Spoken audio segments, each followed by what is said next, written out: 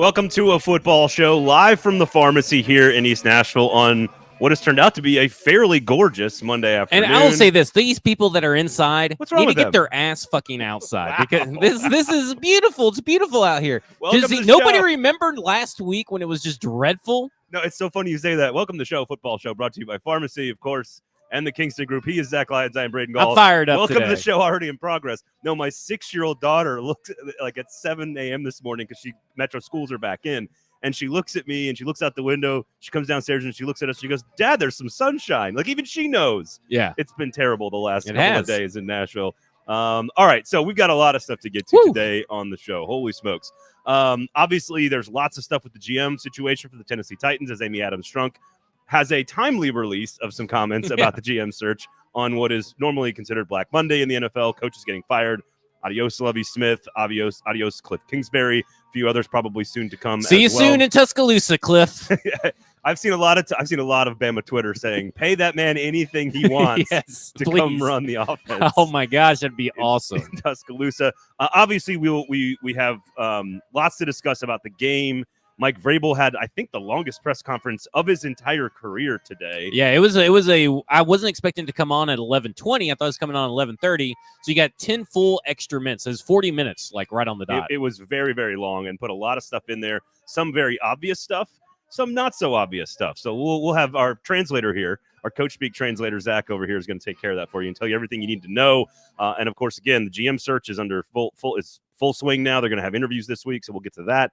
We'll get to Vrabel, and of course, lots about Saturday night, 7 and 10. Not a Victory Monday here at the Pharmacy, of course. So if you have any questions, comments, what do you want to know?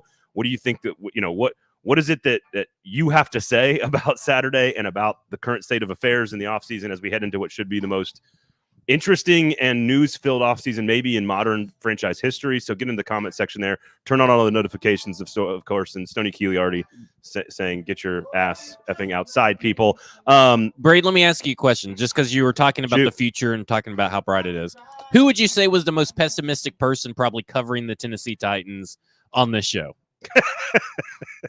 I had to clarify on the show because there is other people there. You? Yeah. Who do you think is probably going to be the most optimistic heading into 2023? Is it you? It's going to be me. It's going to be you? All right. Because I had to go off on people last night thinking that in a group chat, specifically Mike, which Football and Other Efforts will prove to be very explosive this Wednesday, talking about this team's not that far away from getting back to 10 wins, double-digit wins, to 11 wins. It's not that far away. So there's hope, people. I got optimism for you. I do think that is the right attitude about the NFL in general, because, again, they're also like 3 plays away from being a 10-win team this year, in theory. A couple of games go. Jaguars now get the tougher schedule. That's true. Titans have an easier schedule. Although you do end up with, I believe it's the Chargers and the Dolphins in the AFC, both of which made the postseason. Well, but anyway. We have many, many months to decide and debate and argue about the schedule and the strength of schedules and how strength of schedule in the NFL is not a thing that matters. But either way, that's neither here nor there. So we got a lot of Titan stuff to discuss. Quickly, before we tell everybody about the Pharmacy and Kingston Group, our 2 wonderful and amazing sponsors on the show that bring you a football show every single Monday and Thursday live across all platforms at 1 p.m. Turn on the notifications, people. Is we do have a national championship game, and obviously this commentary will go out of date very quickly because it is tonight. I just wanted to once again reiterate sort of the gravity of the situation, what could be accomplished. No preseason unranked team has won a national championship since 1990. No non-blue blood has won a championship since 1990. Only 3 times in history has a first-year head coach won a national championship. Sonny Dykes trying to do that. No Big 12 team has won a national title since 2005. TCU hasn't won one since 1938. And no team with a losing record the year before has won a national championship since 1965.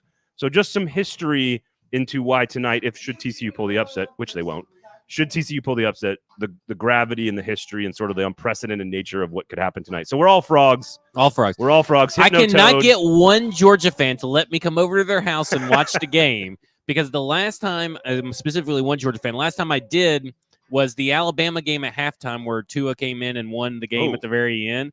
And that guy, he left the room, went out on his Nashville balcony, and we never saw him ever again that night. Like, he basically silently, he reversed Irish goodbye. He stayed and told us goodbye by making us leave. He didn't go full Isaiah Wilson off the balcony. No. Okay.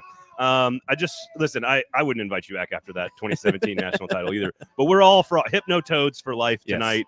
But again, any thoughts on that the actual outcome though? Has anything changed? Again, this will be real quick here. We're going to dive right into the Titans. But I have not been a Max Duggan believer, especially for the pro level at the next. So I'm interested to see what he does against a Georgia team because he looked really good against a Michigan team, which is pro ready, and you're going to get some pro ready against Georgia. Here's the thing, though. Here's the story. If you are a Tennessee Titans fan, you need to be looking at Quentin Johnston. Yes, you do. Okay, that's what you need to be looking at. Obviously, Titans should trade up everything for Bryce Young. No ifs, ands, or buts. It's the only logical conclusion that the Titans you should come with. But for the record, if you are watching this game from a Titans perspective and have no dog in the fight, I think that Quentin Johnston is the guy to be looking at. And number one there you purple. Go. Yeah. Number one purple. He's like 6'4", 220, elite wide receiver. Will be a first-round pick. So, yes. And we'll absolutely be on the board when the Titans pick at 10. More than likely. A lot of people have him wide receiver 1. I don't know about that, but we'll see. I think there's lots of quarterbacks and tackles, but guess what? We have so many months to decide. Yes. And we're going to have some really, really fun coverage of the draft this year across all the 440 and Broadway Sports Media platforms. So make sure you stay tuned, turn all those notifications on. Enjoy the game for what it could be. Unprecedented victory if TCU pulls it out. If Georgia wins, which is what I'm suggesting will happen, I think fairly easily. Then, of course, the Stetson Bennett story, which we all roll our eyes at now, will actually end up being kind of like a Rudy Disney movie at some point down the road. So just appreciate it. Appreciate that. No offense. Yeah. Sorry. Appreciate that it's not an Alabama dynasty. Okay. We can all find joy. So it'll just be a Georgia dynasty. Georgia dynasty. Big whoop. Yeah. Hey, listen, so let me ask you a Red's question. Easier to look at. What's the line at now? It has. I don't know. I haven't checked it recently. I can pull that up for you if you want me to. If you've got a question. No, I just was wondering if it's still where it was and all that kind of stuff. So I believe Saturday morning, 70% of the money was in on TCU, but that's all. That's not the real money. I'm assuming what I was told by some Vegas people is that all the hard money is waiting for the line to get to the bottom, and then everybody's going to come in and hammer it, whether that's 11.5 or 12, whatever the number might be. And the wise guy money is going to hammer Georgia. So I would probably lay the points and take Georgia, but I really hope it's not 38-10. That's my concern, is that it's going to be like 38-10 and boring, because we had a great Saturday a couple of weekends ago. So, all right, just wanted to touch base on that, make sure everybody knows that that's happening, of course, tonight, and we'll recap some of that game on Thursday from a Titans perspective and from a college football perspective and from an SEC perspective. But just know about the history and the unprecedented nature that you could witness tonight, should it happen, but it won't. Sorry. Another GM candidate, breaking news for the Tennessee Titans. Bills Senior Director of Pro Personnel Malik Boyd will interview for the vacant Titans general manager job. Has a great reputation. This is from Ian Rappaport 20 minutes ago, so while we were setting up. So we will get you the list. That means 7 now official candidates that we know of publicly for the Tennessee Titans for their general manager. We'll get to all the stuff that Amy Adams-Strunk had to say, the interviewing process starting, the 2 rounds, the search firms, the consultant, all the stuff that is or is not a part of this process. We'll get to all that coming up. So, however, before we get to the Titans matchup with Jacksonville and the loss and what cost them on Saturday evening, 7-10, let's enjoy a nice, cold, tall, frosty one here, brought to you by The Pharmacy, but also brought to you Bearded Iris, man. This is locally sourced, local brews, brewed specifically for the Pharmacy. You can't get this Pilsner anywhere else, but you can get it right here on a 50-degree day with gorgeous sunshine, no wind. Beautiful day. So come out to the Pharmacy in East Nashville. Get yourself a burger. Get yourself a brat. Get yourself some Polish sausage, some tots, some horseradish mustard. The Bayou Burger, which I'm going to stick around and stay here, and I'm going to get me a Bayou Burger. That thing looks damn good. I think it's like pickles, spicy pickles, and coleslaw. And it looks so good. It looks delicious. But this is what they do. A good burger place will constantly be revamping the menu and adding new high-quality options, and that's what the Pharmacy does for you folks. So come on out to the Pharmacy in East Nashville. They also have a location downtown as well. And, of course, the Kingston Group, our great and awesome, wonderful partners that have been with 440 for over 2 years now. We love you guys. I think it is the best option in this city to do any work on your home, full stop. They're locally owned. They're award-winning. They've been doing it for over a decade in Nashville. They're owned by Nashville. In fact, they're owned by former football players in the SEC, one of the guys that owns the company. So they're sports fans as well.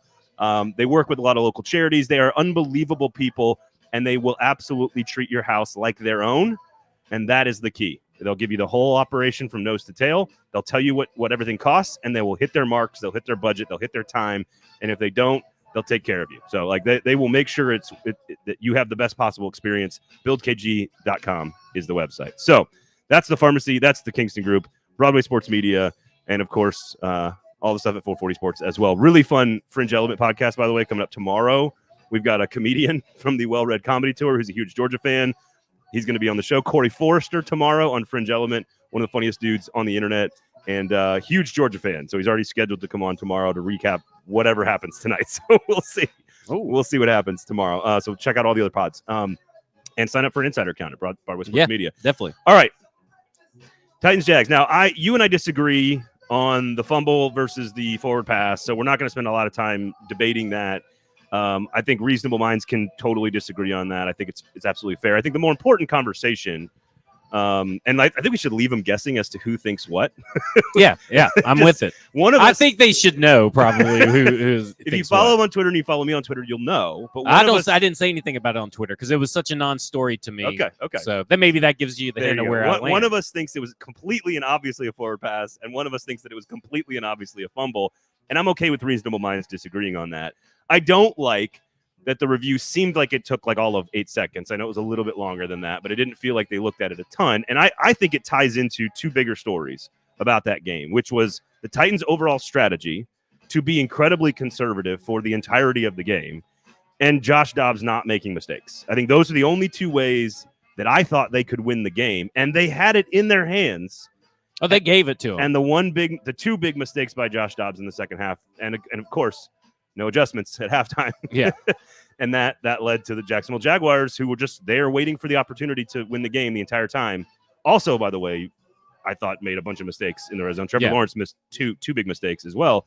But Trevor Lawrence in the last 3 games, including this one, is 1 touchdown pass. Yep. So spare me the Trevor Lawrence has arrived tweets here. He's elite. Well, you and I disagree on that. I think Trevor Lawrence is really good. Well, really good players don't miss open passes like the ones he missed. So and the fumble was in scoring territory as well. You got to take care of the football. So it was there. It was all there for the Titans. I saw a lot of, and this is where I think we can start because I know you want to go Josh Dobbs and I want to go conservative game plan here. And I think there's a lot of complaining as usual about running the ball with Derrick Henry into a loaded box on first down. And I get that. I understand. What it averaged, like 1.9 yards per carry, something ridiculously stupid that they kept doing. Off the right side, they did a little bit better. Outside of the tackle box, they did a little bit better. But especially on one of the final drives where they're backed up inside their own 10 and they're running the ball very conservatively, a lot of people complaining about that. And my argument is I don't think they could have won the game any other way except for being pretty conservative and trying to bring as many people into the box, try to just hold on for dear life and pray that Josh Dobbs doesn't make the one big mistake that cost him, which of course is what happened.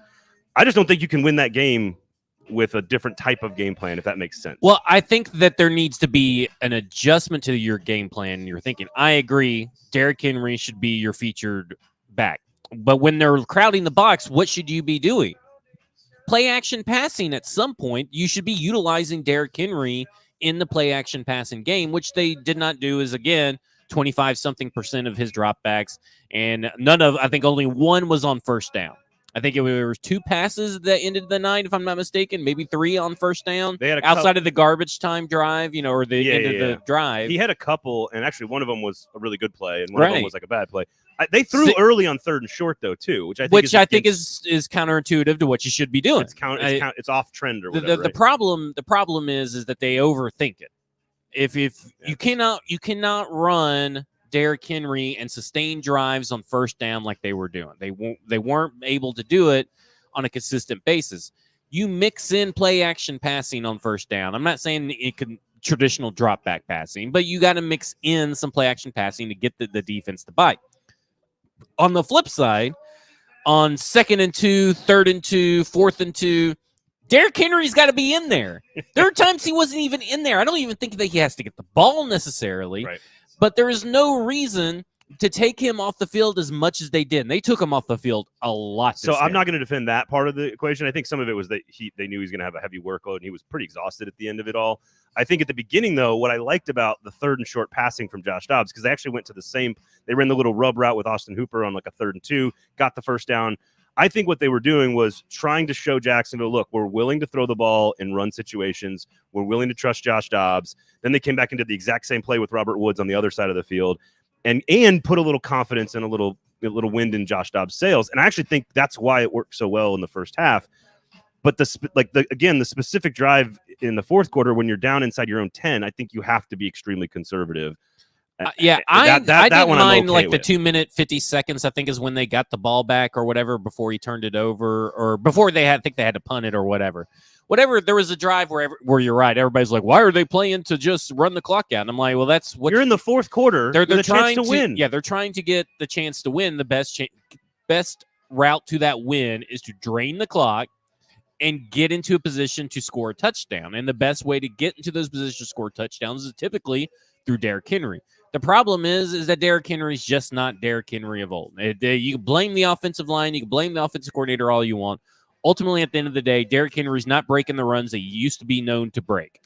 So this goes to, like, if I think the officials were a big part of this, and if you believe it was a forward pass and you think the entire season got screwed, my question to you would be, like, this goes with Josh Dobbs and with the game plan and with the game situation, which is they get the ball up 6 with 4 minutes to go in the third quarter.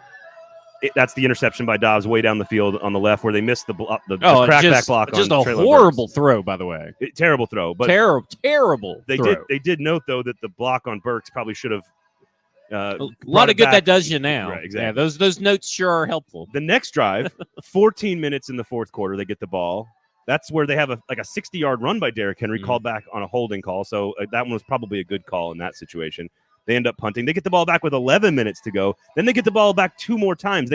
My question is, they had opportunity. So if you do believe it was a terrible call and the ref stole your season from you, which I know one of us doesn't believe, but if you do believe that, Dobbs stole the season from you, by the way. Do you think that the team, like, I subscribe to the theory that referees don't cost you games, right? Just in general. Well, that play would have never came into question if Joshua Dobbs had read his protection right and read the defense correctly and thrown to Robert Woods, who was wide open. I believe is Robert Woods. It's hard to tell on the backside, but he was wide open, and that's the route you're supposed to read in the correct situation. He did not read the situation correctly.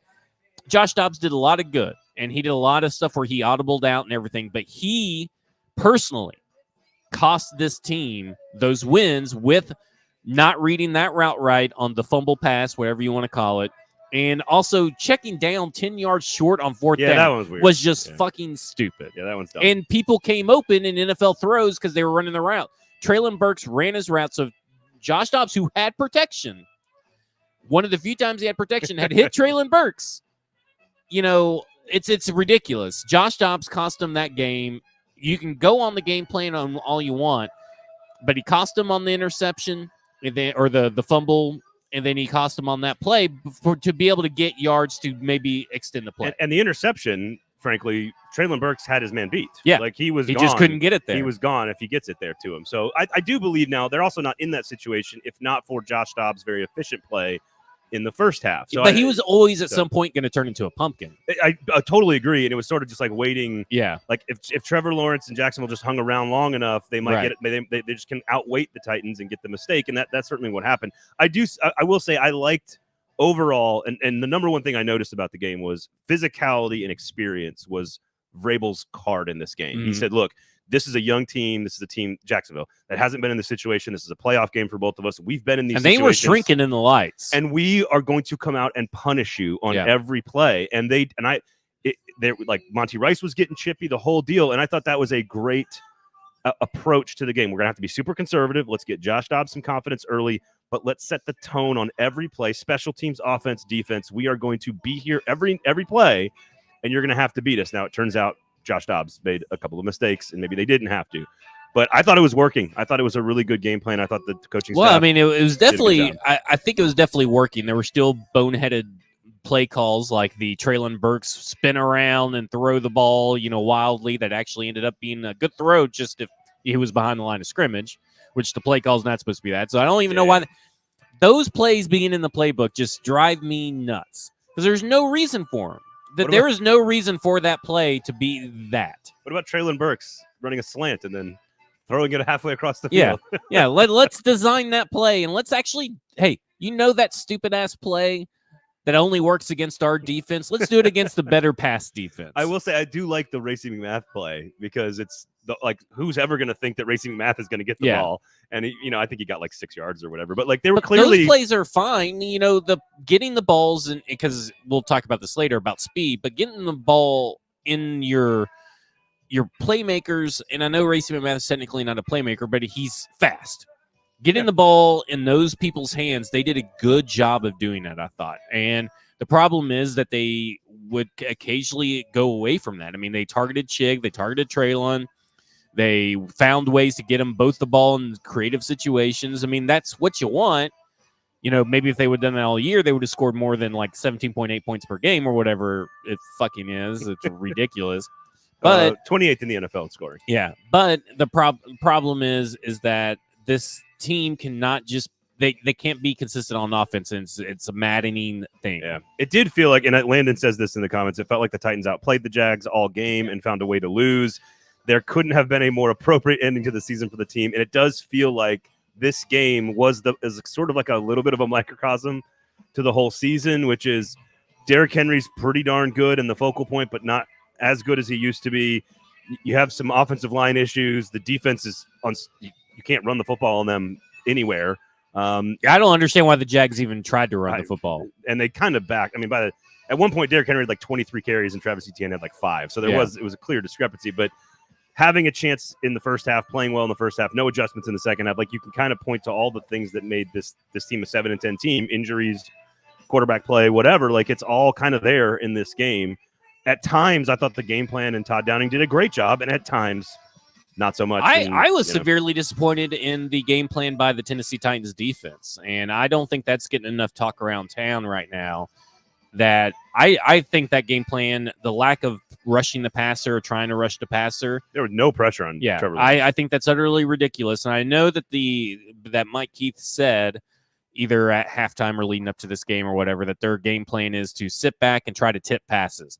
That is such a low probability of effective way to play defense. That is ridiculous game plan strategy. Rush the passer, especially a young team that, like you said, is obviously in front of you going into halftime, struggling to play in this high-pressure situation, and you decide, well, I know that they're creating their own pressure in their mind, better not bring any physical pressure because that would be too easy for this team, and just leave your pass defense, which has been atrocious all year, one of the worst pass defenses in the league, I think out to hang on an island. I think dead last, actually, finished. I will say, I know you don't love Trevor Lawrence, but you certainly can't rely on tip passes with an arm like that because for most of the first half, other than the 2 big mistakes he made, somebody would come open over the middle and he's throwing laser beams in there, and like there was no time to react to a lot of those passes. And a lot of those guys were open because his pass defense sucks. Well, there you go. And some of that's certainly David Long was a big. They missed him dearly in this. I will say, I think I know I was a little higher on Jacksonville in the preseason. I had them winning 7 games, not the division, obviously, but the amount of speed that they acquired in the offseason that they put to use around Trevor Lawrence is a really interesting thing to watch because I don't think you want Vrabel going away from what makes him a good coach and his culture good. But clearly that's what Jacksonville went and did around their star quarterback and what Tennessee doesn't have at all. I think we have Vrabel's culture a little all wrong. And I think he alluded to that today in his press conference. But this thing about Jacksonville, they're $19.9 million over the cap heading into 2023, so they're going to have to make some adjustments to the cap. And I just don't buy that Evan Ingram and Christian Kirk and Zay Jones are these guys that they were this year. I don't buy into it. They were never this in any point in their career, and now we're talking 4 or 5 years later, they just suddenly turn on the light switch. Seems a little fishy to me. Well, I think here's the thing. I don't think that they are good enough to win championships or whatever. I think they're clear improvements on what Jacksonville had before. But I would also, like Christian Kirk and Evan Ingram, both big-time recruits that had huge college careers with elite ability. Like, I think Kirk stuck in Arizona behind 2 or 3 guys. I mean, that dude made all kinds of great catches. He was open a lot, too. Against them. But again, of course, Titans' idea of a game plan is let's put Roger McCreary on Christian Kirk because we didn't learn about Christian Kirk versus Elijah Molden in week 1 of 2021. So let's just keep putting Roger McCreary. Well, at one point it was really outmatched. I think he even had Amani Hooker on him one time. Amani Hooker played a dog shit of a game. I was like, but also you shouldn't put Amani Hooker in man-to-man coverage on a wide receiver that runs a 4.3. Like that's not what he does. He played a horrendous game. He stole money from the Titans this year for sure. Amani Hooker got paid, got fat, and set up on his couch. By the way, Jason McDonald said Kurt Warner blamed the fumble on the lack of line shift, forcing Dobbs to find the hot route, which of course is Dobbs' job. Yeah, I think we're all referencing the same footage where Robert Woods is open on the backside, and this is the pass fumble thing. And he specifically said, Kurt Warner specifically says, it is Josh Dobbs' job to read the hot route and read the protection and read the defense. Now, he questions why that is the way the play is designed, but Josh Dobbs knows that's how the play is designed.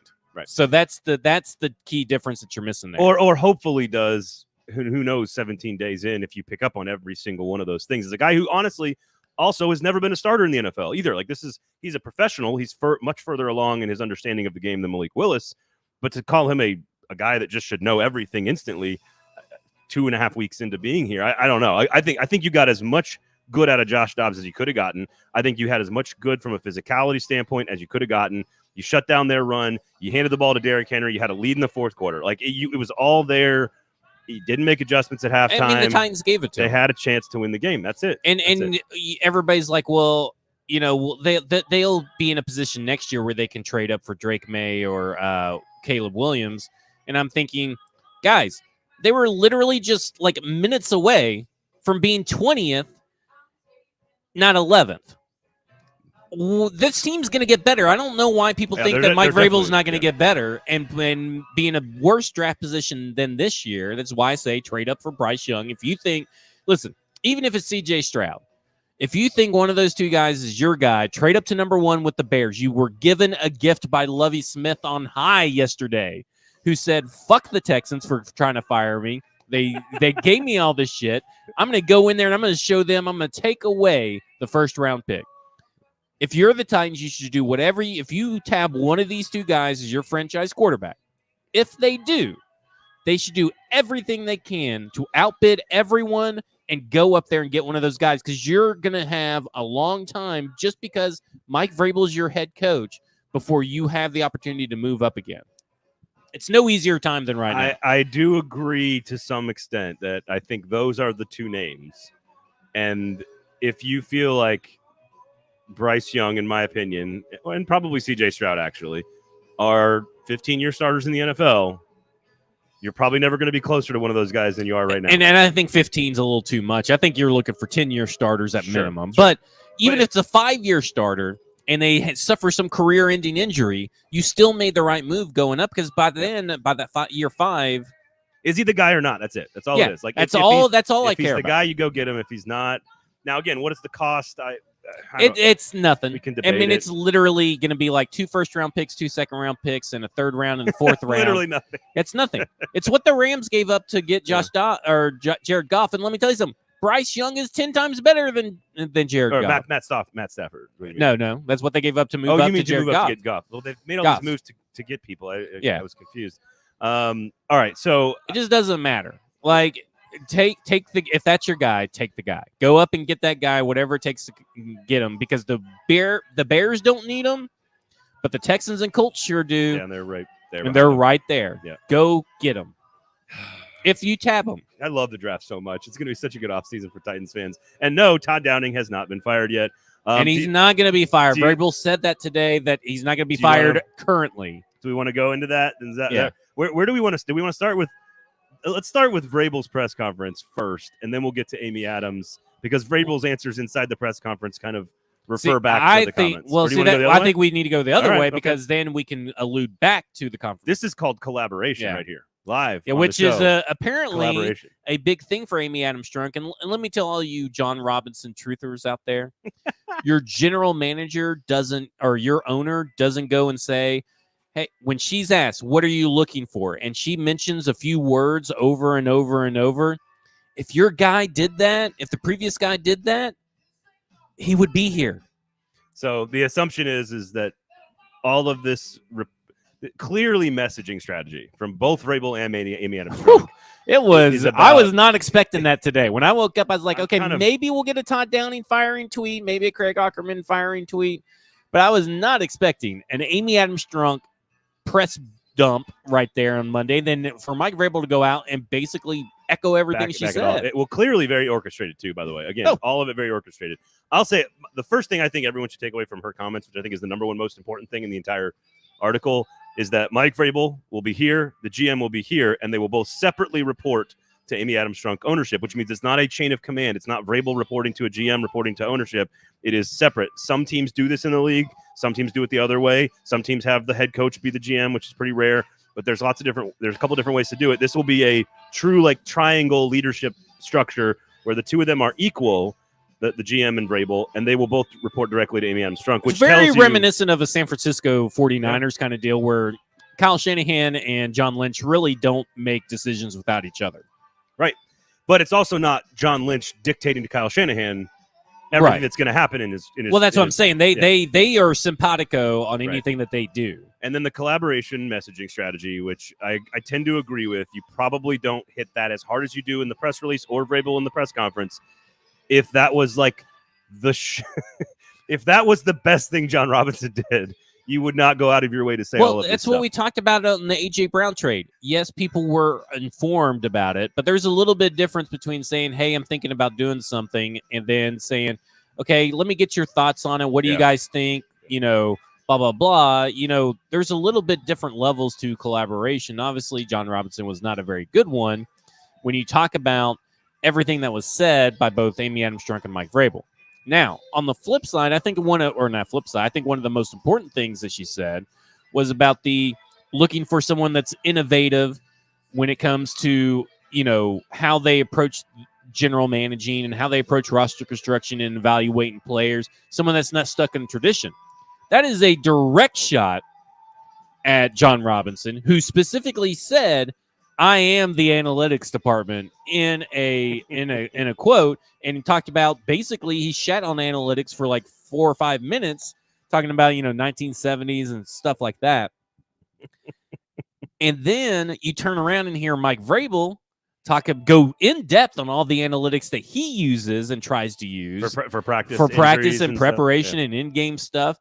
And I said, when Jon Robinson got fired, because it was talked about, well, we'll never get an analytics department anyway because Mike Vrabel's still here. And I cautioned people. I told people, I think that Jon Robinson is the main antagonist for the analytics department.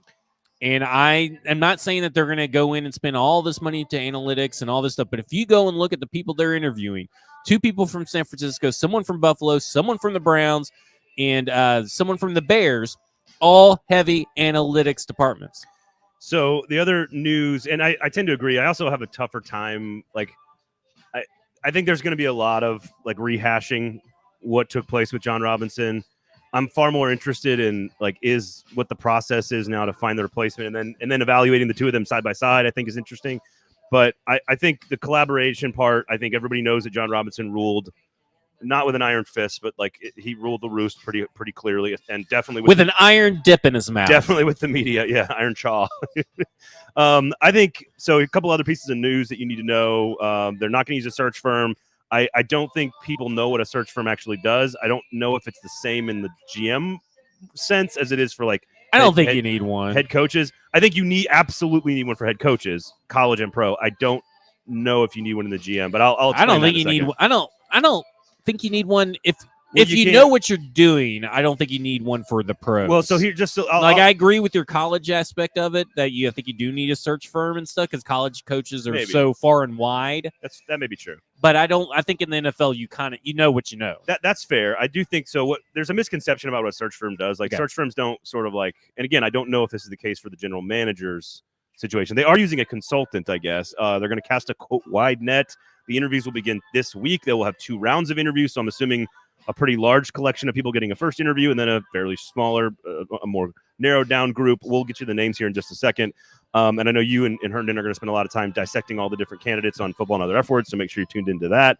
But what a search firm does in college football and pro football is not really like, I think people think you hire the firm, you give them $50,000, they go pick the candidate, give it to you, and you hire them. That's not how it works. What they do is they are boots on the ground. Right. So they are all over the country where you cannot possibly be. And they have people in every community, in every college town and pro organizational area to understand every sort of, like, to build the dossier on every candidate. They don't actually, they also know scheme. So they know which coaches do which things, which schemes fit best with your ideas and your principles. So the first thing a search firm does is sit down with you and figure out what you are philosophically. Then they go out and they track down off the field issues, and they track down personality situations, and they track down the schematic fit or if it doesn't fit, and then they present all of that to you in all the different separate files, right? So they'll be like, here are your 8 head coaching candidates. Here's everything you need to know. Like, here's where he eats barbecue. Like, it's everything, because Amy Adams-Strunk just physically cannot be in all of these places and know everything there is to know about these people. So right, that is what the search firm technically does. So I actually think they get kind of a bad rap. I think they're actually fairly useful. I don't know in a general managing standpoint if it still applies, because, like you said, we know who's scouting what areas, we know who's drafted which players. We can kind of you can see a little bit more of the resume on paper, I guess, if that makes sense. Yeah, I think that when he comes down to it, it's all about relationships in the NFL too. So how much is John Lynch going to talk these guys up? What is their game plan for your team when they come in? Because in the NFL, you come in with a game plan for a team. Okay, well, let's use Rand Carthen, for example, because he's one of my favorite candidates that they have. He's from the San Francisco 49ers. Great organization to pull from, by the way, in a multitude of areas. I was going to say, in every possible way. Yeah. Pull him in, and they say, okay, you've seen our roster. You've seen us play. Where do you think we need to go, and what's your game plan? What's your overall philosophy? Where do you stand on this, and this? Because Vrabel alluded to it today, because I know we have some, why haven't they fired Todd Downing yet? He has not done his exit interviews with any of the coaches. It was all players today. The focus today was on players. They had a rest day yesterday. The focus today was on players. Now he's going to talk to all the coaches. He also alluded to that there will be changes, but those changes may wait until the GM is in. I can't imagine there not being coaching staff changes. Yeah, I think there's definitely going to be coaching staff changes, but I just want to say that you could be waiting a while. A couple weeks. Because first off, Senior Bowl is January 30th. So obviously they're going to want a GM in place by then, which is before the Super Bowl, by the way. So they're going to want a GM in place by then, specifically because you just don't want Vrabel having to go down there with just Ryan Cowden, whom Ryan Cowden may not be kept on the next staffing. You're saying Senior Bowl. Senior Bowl. What did I say? You said Super Bowl. Well, you go to the Senior both Bowl. Of them. Yeah, go before the Senior Bowl, but you can't wait till the Super Bowl. Exactly. So the other thing is that that's probably when your staffing changes are going to be made, because that's when Bowen was announced as hired and Todd Downing was announced as hired, was down near around the Super Bowl. So I would think you're going to have to wait a couple weeks, because they're going to, what if they get Rand Carthen in? He goes, they fire Todd Downing, right? And they go ahead and promote Tim Kelly without the GM being in. And he's like, well, I could have pulled this, quarterback coach from over San Francisco. Right. This is why you're going to have to wait and be patient. I think much like an athletic director in college, like, you have to have the guy making all the decisions in place first. The person in place to make all that person has to be. And again, she did say in her statement today that Mike Vrabel will then be brought into the process at some point, I believe is how she worded it. So Vrabel will clearly be involved in this. And Vrabel even said today that he would be involved, and he's already been involved. And it's been they've been at this for 4 weeks. Yep, they've had conversations. Like, of course, they're human beings. Like, of course, they've had. There were people that, Braden, that people that write for the Titans Wire. His name is Will Lomas, and I believe it's Titans Wire for USA Today. He said, "I'm going to have to see it to believe it that they'll even interview." Outside candidates. Well, they've got 5 officially as of the first day. And let me say this: 4 of the 5 are of minority, which I think is I think is a great sign that they are taking this process a lot more seriously than they did last time. So obviously, Monty Ossenfort and Ryan Cowden are the 2 internal candidates mentioned in the press release. Since the press release this morning, we've had Ian Rappaport report, I think, 5 different candidates. You got Adam Peters and Ryan Carthen, you've already mentioned, both from San Francisco. Peters actually was a scout in New England at the same time, of course, when Vrabel was there. 03 to 08. You had Ian Cunningham for Chicago. You have Glenn Cook from Cleveland, and then the gentleman for Buffalo, which was Malik Boyd. There you go. So I had the other ones up. there's Malik more. Boyd. Okay, no, the 2 that you mentioned. So right now they have 5 external interviews already set, 2 internal candidates already set. They will go through one big round of interviews, And then, of course, they'll go through their second round of interviews. And at that point, again, she kind of stressed, like, we have some urgency here, but we're going to take our time to get it right, which I think is, I don't even know, like, how you and they're casting a really wide net, because you're talking about, 2 from San Francisco, 1 from the Browns, 1 from the Bills. These are all teams that do use analytics, by the way, which I know I said that earlier, but I want to emphasize that. These are teams that use analytics. And I think that, the Bears, I'm not too familiar with them. I can't remember if it's the Vikings GM or the Bears GM that kind of spoke out a little bit against analytics. But in the end, Chicago's on the other side of the spectrum from the Titans. Yeah, interviewing someone from the Bears is probably good, because this is a young and upcoming franchise that has had its struggles, because this would be a guy probably under the new GM. So I don't know really where I will say about Cunningham's background has led him before the Bears, but I think it is very interesting, especially with the Bears having the number 1 pick. I will say this, and I have been told this by people in the scouting department, that the Browns and the Ravens are considered the 2 most extreme uses of analytics. And so to have somebody from the Browns on this list, to your point, everything is kind of telling, right? There's a read between the lines on all of this stuff, and it doesn't mean that any one of these people is going to be the guy or the girl, but like you can kind of see the strategy if you kind of read between the lines. And I think clearly evolving and modernizing. And we had a comment here from Stoney about Vrabel's aggressiveness on 4th down. Should have told people that he was more analytically inclined. Fully agree. I agree with that, but I also think, because they went for it on 4th down like the first half too, right? I want to say, and it worked. They also realized how the desperation of the situation too. Like it's not always been that way since he's been coach, and that's what Stoney was referring to. I mean, when you talk about one of the when you're talking about 4th down conversions, whether you go for it or you punt or you kick a field goal, Mike Vrabel's always been throughout his career in the top 10 of those decisions, and that is because Stretch is in his ear, and I am a little comforted to know that Stretch is not on the list of GM candidates that have been publicly released. Why would he have not have been on the release? I don't know. I mean, think it's Monty or Ryan, and that's it inside, right? I think it should be. I mean, I think that's what you should consider. But there are times where GM candidates kind of fly under the radar. That's true. I think at this point, with the way that it's looking and trending, I would expect not Ryan Cowden and Monty Osford. I think it's going to be an external hire, 90%. So I will say this. Brian asked us a question that I think, well, we're not going to spend a whole lot of time on it. He says, how many of the problems for the Titans get fixed in free agency? And we'll have a lot of time to talk about Tom Brady, maybe. We might have time to talk about the quarterback or the draft, and we'll have free agency. Obviously, is a huge part of the offseason. We get all of that.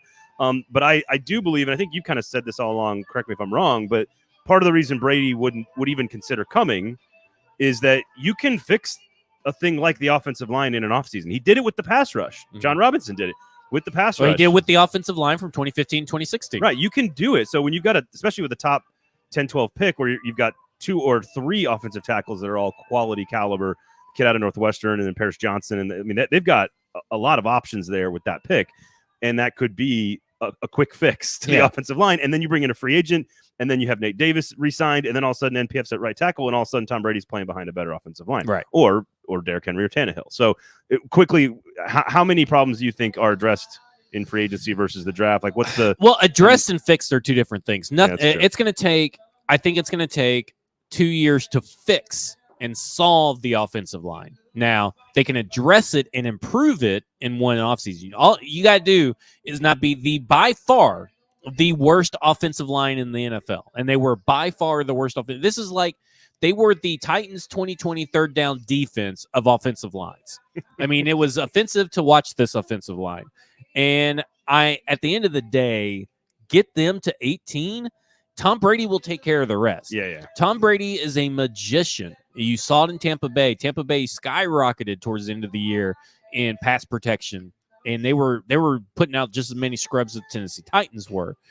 And all you got to do is get if it's Tom Brady, like when you say, why would free agents ever want to come here? Well, first off, the Titans are not going to run every single aspect of this thing, but that one free agent back. Right. And did you listen to every player? I mean, again, maybe it's coach speak from the players. Yeah. But every single player is in that locker room today and the clean out day was raving about wanting to be back in the culture, and Simmons wants to be here for life, and Tannehill wants to be the quarterback, and David Long wants to sign a contract. And Kevin And Byard don't loves overreact. all this stuff. By the way, don't overreact to this comment by Jeffrey Simmons.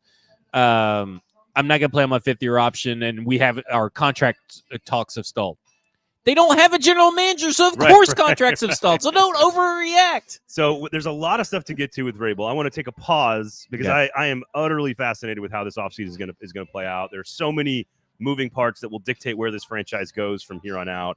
And certainly I think the next step is going to be the coaching staff evaluation and the GM interviewing process. So we can kind of stay focused on that, and we'll get to Vrabel's comments on that stuff.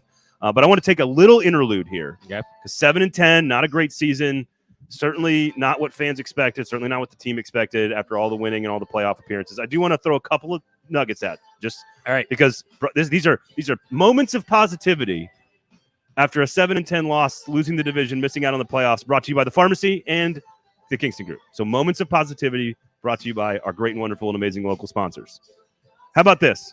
Ryan freaking Stonehouse broke an 80-year-old record, 53.1 yards per punt, breaking Sammy Baugh's 1940 record. I believe Sammy Baugh won a national championship at TCU, by the way. Oh. I don't know why I remember that. NFL record for a rookie, for anybody ever in the history By the of the way, league. And the rookie Ryan of the Stonehouse. year should be Ryan Stonehouse, right? Shouldn't it be Ryan Stonehouse? Who's the top candidates right now? I'm drawing a blank on. I feel like Exactly. it's a runaway, but Exactly. Ryan Stonehouse. Kevin, moment of that's one moment and nugget of positivity brought to you by the Pharmacy here in East Nashville and the Kingston Group. BuildKG.com. You want another one? Yeah. Kevin Byard. Oh, I don't care about Kevin Byard. Back-to-back seasons of leading the team with tackles and interceptions. That's never happened in franchise history. It's also So- not a good thing that your safety's leading the league in tackles. I don't mind. Or leading I don't the mind. team in But, tackles. but when you have the injuries to the linebackers, I don't mind. Either way, pretty good season. by Restructure Kevin that Byard. contract, Mayor. Then we'll talk about keeping you around. He is 5th all-time in franchise history with 27, or tied for 4th, all-time with, 27 interceptions. That's the Bearded Irish Pilsner, by the way, coming up here. I love Kevin Byard. I just, as a non-Titans fan, I love Kevin Byard. I like Kevin Byard too, but you can't go in with that current contract into 2023. That may be true.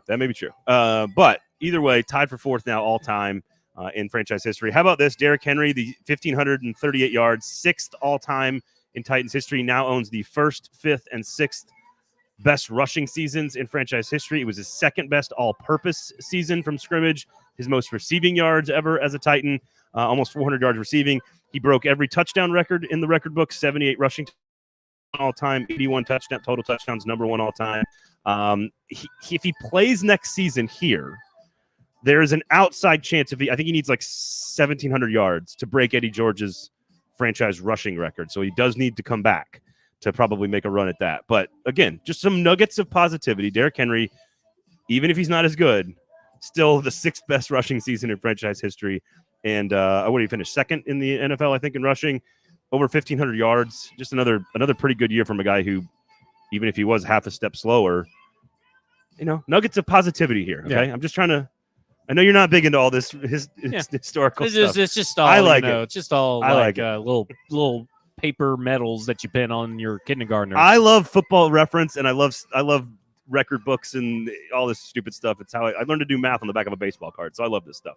So just some nuggets there to keep in mind as we move on to some of the fire this guy and cut that guy and walk away from this guy and restructure that guy. There's going to be a lot of that this offseason. The offensive line is terrible. They lost the division. Just Pharmacy, BuildKG.com, Kingston Group, just some positive stuff. That's all. I appreciate what you're doing. Thank you for letting me do that. I appreciate what you're doing. I appreciate. Now on to Zach Yellick again. Back to our regularly scheduled programming. All right. So that brings us to Mike Vrabel's comments and what amounted to the longest press conference, I think, of his head coaching career here in Nashville.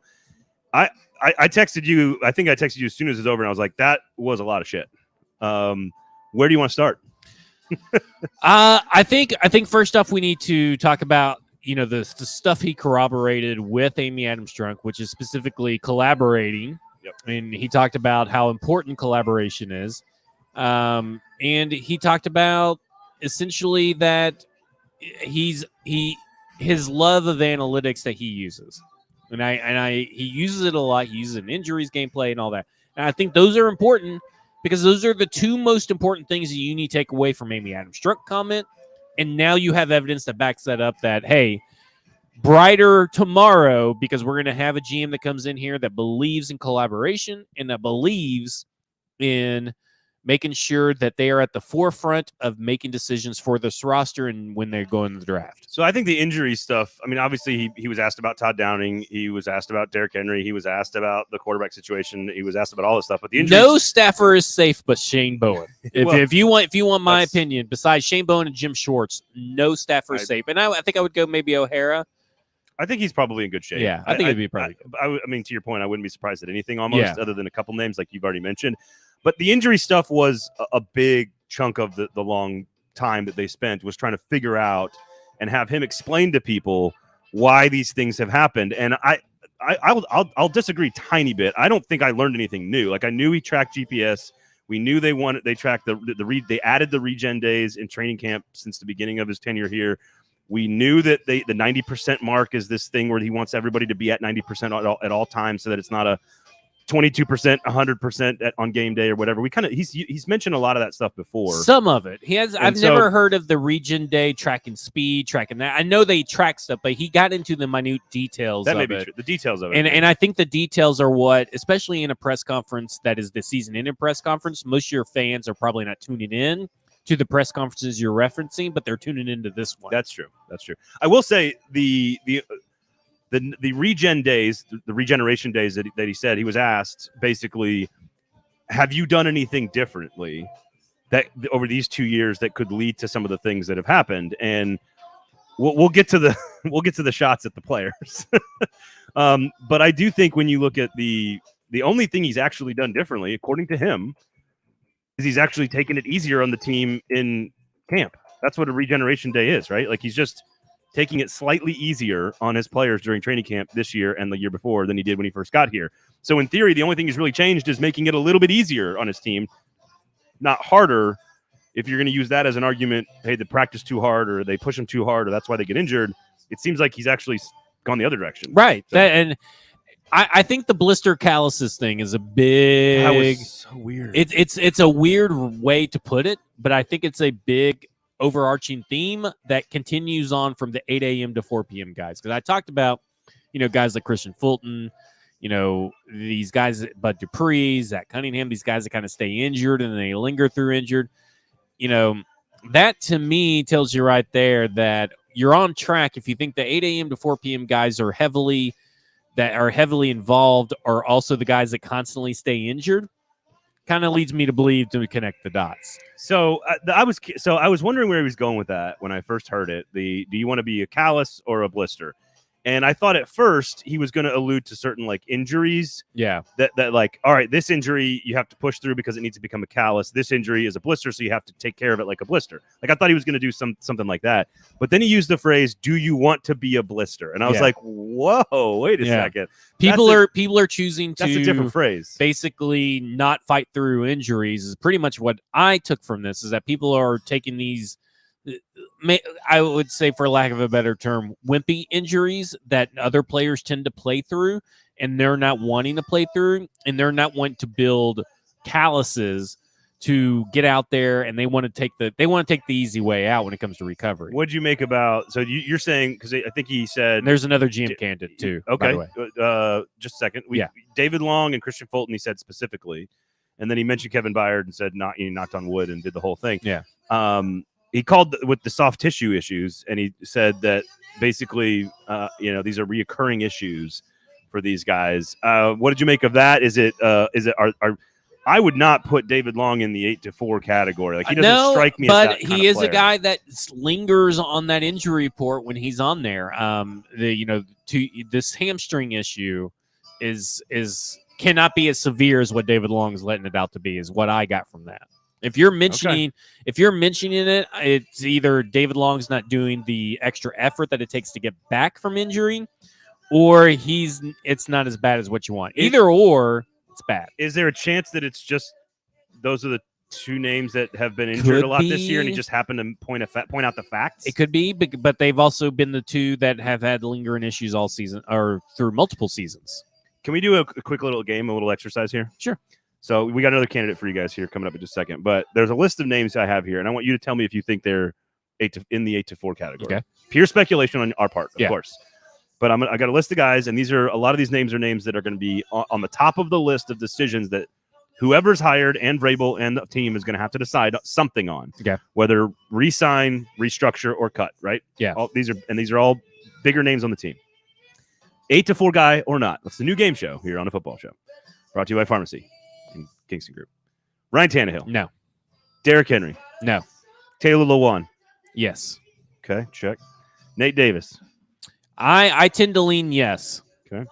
I don't know about that one yet, but that one's probably the most. It and him and David Long are probably the most iffiest, but I lead to Nate Davis being a yes. So I have David Long written down here too. Okay. So David Long, I would say maybe I'm like 50-50. Okay. I'm not really ready for that one. Robert Woods. I think the dude's a pro. Yeah, I would say no. Austin Hooper, No. also a pro. T.R. Tart, No. pro. Not at all. Bud Dupree. Yes. Okay. Zach Cunningham. Yes. Okay.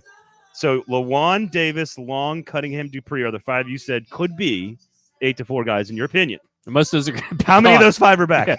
Yeah. I would. Maybe Nate Davis. That's it. I'm torn on. I think Nate Davis and David Long may be backed out of necessity because you got to get them back cheap. You cannot let the market, if they want to get overpaid, let them go.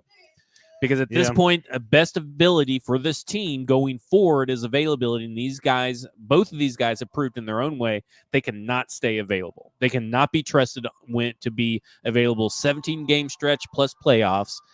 And so they have to be back on a reasonable deal. You're talking maybe like $5 million per year for David Long and I think 7 to 8 for Davis. I think $5 million would be a pretty good deal for David Long. Both sides of the equation, frankly.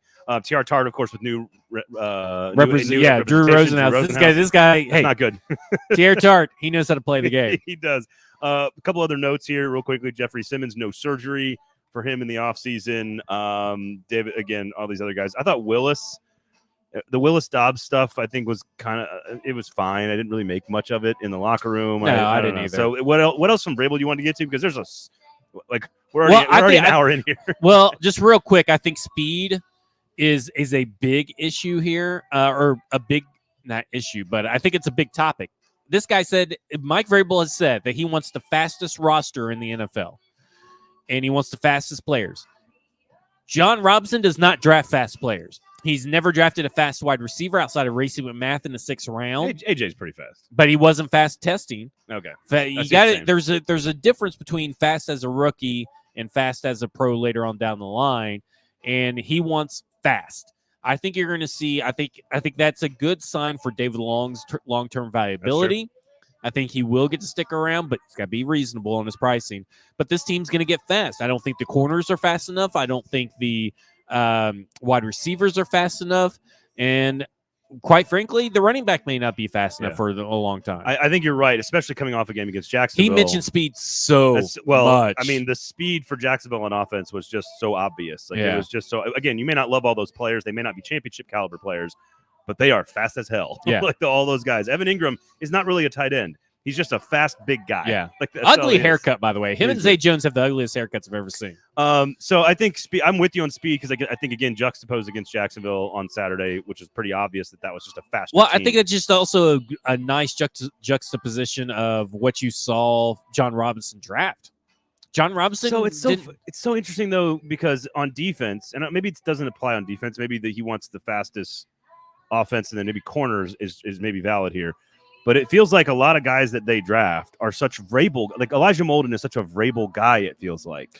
It feels like it because it's attitude, but maybe he's looking not a for speed guy. Yeah, he's looking for more attitude plus speed. It doesn't have to be have to be one or the other. That's fair. And I think that's the point. All right, what else you got from the press conference? We got Todd Downing. You want to tell us about the new candidate real fast? Like I said, I think that Todd Downing's on the hot seat for sure. I would be highly surprised if he was still on the team. I think Craig Aukerman, I go 50-50 on him. Oh, we'll say another big part of the game on Saturday. Yeah, like it was terrible terrible. coverage. It was terrible. Agnew had 3 huge plays that had a big impact on the game. Terrible. It's been terrible all year. It's been terrible his whole career. He sucks. I told you he sucks at the beginning of the offseason. He still sucks. Nothing changes. Same thing with Todd Downing. Just listen to me. I'll tell you who sucks way before you They did set a punter record, though. An NFL record. That's player, not coach. That's valid. Yeah, that's. Are you telling me that Craig Aukerman didn't teach Ryan Stonehouse how to kick a football? Also, let me tell you this: they wouldn't have had to punt so much if they had a good offensive coordinator.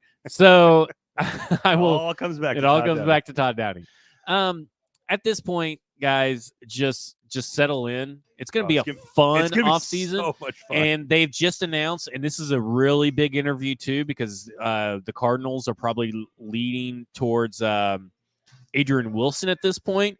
But Adrian Wilson and Quentin Harris, Quentin Harris is going to get interviewed by the Tennessee Titans coordinator Ian Rappaport for the vacant GM job. Just to give you a little background on how good Quentin Harris and Adrian Wilson are. Former important Adrian Wilson? Both of them. Really? Are former players. Just how important they are and well respected around the league. There was a rumor this morning, just earlier this morning, that the Cardinals wanted to keep both in a co-GM job. And obviously, if they're allowing Quentin Harris to get an interview, they're probably leaning more towards Adrian Wilson, which they should be. But there has been no one that has risen up the ranks as fast and as quick as these two have. This is very John Lynch-esque for both these players that rise up the ranks, but they put in more work. They put in more work. And I will say this, Quentin Harris, again, another minority candidate. So that is now officially 6 external candidates, 8 total, 2 inside the building. Austin Fort and Cowden, the 2 inside the building. Wide net. I'm actually still expecting a female representative to be interviewed. That would be fun. Yeah. All right. I think I'm with you on the offseason just being extraordinarily fun. And I say this, we're really excited about what 440 Sports, Zach, what we've got planned for you guys this offseason. I think you're going to be really excited about it. I think we're going to have some really great stuff for you that nobody's doing anywhere else. And I think it's going to be a lot of fun because I'm going to be making a huge announcement on the show on Thursday. We've got lots of announcements coming here on 440 Sports, a football show, and for Zach as well. So make sure you stay tuned, turn on the notifications. And Stoney's asked me to take a quick victory lap on Sam Howell. He looked good on his first pass as an NFL player. He throws a touchdown pass. I was on ESPN radio and I said, "Look, this has got the best arm of anybody in this draft class." Turns out the bar wasn't all that high. It was not. Because let me say something. If you want some positive nugget for next year, 2023 for Tennessee Titans, brought to you by the pharmacy, brought to you by BillKG.com, Kingston Group, the Kingston Group. Look at the 2022 Pittsburgh Steelers and think of at least 2 games better and a better roster, because that's what I think that this team is going to look like, a soft rebuild. Because that's what the Steelers did, and they still remain competitive. And Mike Vrabel is just as good as Mike Tomlin as a head coach. Talk about 16 straight winning seasons for Mike Tomlin. Still underrated, I think. Actually, severely underrated, but I think Mike Vrabel is just right up there with them. Yeah. And I think that you need to be looking towards the Steelers. And I know it's 9-8, and it wasn't pretty, but I think the Titans will be a little bit prettier than that. I could see that comparison. Obviously, Lovie Smith out for Houston, Kingsbury out for Arizona. So we'll keep an eye on what other things happen in the AFC South. That is, they're going to have 4 straight seasons with 4 head coaches, 4 new head coaches, I think, for the Houston Texans. Just an extraordinary situation down there in Houston. I don't know how you would want to go down to Houston other than, hey, I'm going to get my quarterback. A lot of draft capital, I guess. I don't know. Unless Nick Caserio is still making the picks. Well, he's rumored to be in trouble as well. So we'll keep you guys up to date on all this stuff. Make sure you check out Football and Other F Words this week with Zach and Mike Herndon as well. Make sure you check out all the other great shows from Broadway Sports Media. Sign up there as well. All the other great shows from from 440 Sports. Fringe Element tomorrow with Corey Forrester is going to be a lot of fun. That dude is absolutely hilarious. Huge Georgia fan. So we're going to talk with him tomorrow, recapping the TCU Georgia game. That is, of course, on Monday evening. So obviously, we do appreciate the pharmacy for having us here. What a legitimately gorgeous January day. I'm literally going to make them serve me outside. I don't want to go inside. I think you should. Thank you guys all for being in the comments. You guys were lit up today. We do appreciate it, of course. And it is going to be a fun off season. You have to tune in every Monday, every Thursday. You need to tune into this show because we got so much coming down the pipeline. The off season is where I thrive. I love off season talk because it's never dull and it's always full of information and little tidbits. And then we're going to be previewing the college football season coming up just right around the corner. The offseason always goes by way quicker than what everybody thinks it does. It is going to be fun. It's the most important offseason maybe in franchise history for the Tennessee Titans. Correct. And frankly, a more wide open college football season potentially next year than we've ever seen with all these teams losing players. So. Well, until Alabama hires Cliff Kingsbury. Then it's over. It's over. Don't even play the season. Somebody on this show told you guys that Georgia was underrated back in August. Somebody told you guys that. Thanks for listening. Thanks for hanging out. Yeah, that's a good point. I'm trying to get the Frogs a victory here. I'm trying, TCU. Hypno-toad all the way. For Zach, I'm Braden. Thanks for watching, everybody. For Kingston Group, The Pharmacy, this has been a football show here.